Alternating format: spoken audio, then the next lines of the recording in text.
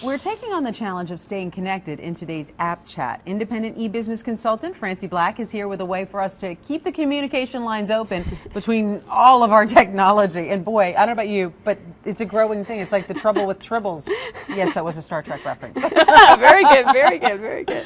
Yeah, so what we're talking about today is how do you stay connected on the go, maybe going on spring break this week or next, summer vacation. You got a long drive, you got kids in the car, you've got your game devices, your phones, you got I got the tablet. You got your tablet, you got your laptop, and you want to be connected. Right. So how do you do it? Well, there's a couple of options that you can do. We're going to talk about phone tethering, and then we're going to compare it to having a dedicated mobile hotspot. Okay. All right. So what phone tethering does, it's actually just available just about on any smartphone. Okay. And it's just an option in settings somewhere, and then you can say set up a personal hotspot. Now, you have to turn this on through your carrier, and of course there's data rates that apply, of course. But it is available, and what it allows it to do is to allow multiple devices to connect through your mobile phone and get a cellular internet connection. Very convenient. Very convenient. Now, that versus a dedicated hotspot, and the one that I have here is like this size? This is it right here. Okay, so that's the AT&T Unite Pro by Netgear. This is fabulous. I've been testing it out, and it's a dedicated tethering. Well, you don't call it tethering, it's a hotspot. It becomes your own wireless network. How neat is that? Really cool. And the way that it works is you have all of your devices, no matter how many you have. This goes up to 15, whereas the phone only goes to about 4 or 5. It creates a really strong wireless signal. They connect through Wi-Fi to the device. It has a cellular plan to it, and you can connect to the internet. It's literally like having your own personal network. So all your kids can connect, your business acquaintances can connect, whatever it is, and of course it has a password to get on.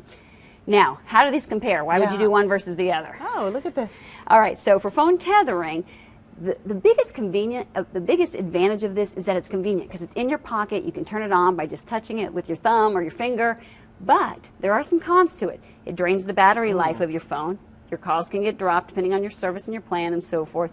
You have a limited number of connections, 3 to 5 typically, and it also can reduce your connection speed. So if you're trying to use it to do your work or emails or whatever it is, other people are tapped into it. You're kind of thinning out the resource there instead of gaining a whole new resource. That's exactly right, and that's what the hotspot does in the AT&T Unite Pro. So what it does is it offers you that ultimate flexibility because it's a dedicated device, so you can walk out of the room with your phone and everybody else can still be connected. Okay. I like it. It has a much longer battery life, 10 to 14 hours, which is fabulous, up to 15 connections, and you get a strong, consistent connection. That's what it's designed to do.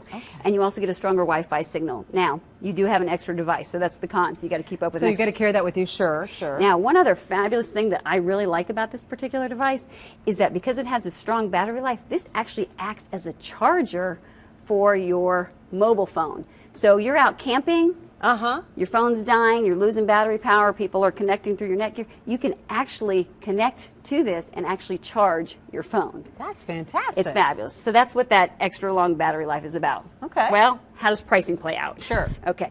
You have to pay for your data. That, they're not going to let us have that for free. So whether you're tethering or you're using the dedicated device, very rough.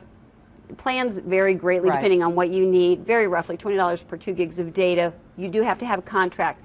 One thing you should know about phone tethering, a pro, is that if you have a data share plan already, tethering may already have it included. And for this, you have your phone plan, and of course you have to have your data plan for this. So much information, and she goes into great detail for you. So what you need to do is go to our website, WLOS.com, and click on Tech Time, and that's where you'll find a link to the app chats that we have done, and you'll also find out how you can sign up to get Francie's e-newsletter.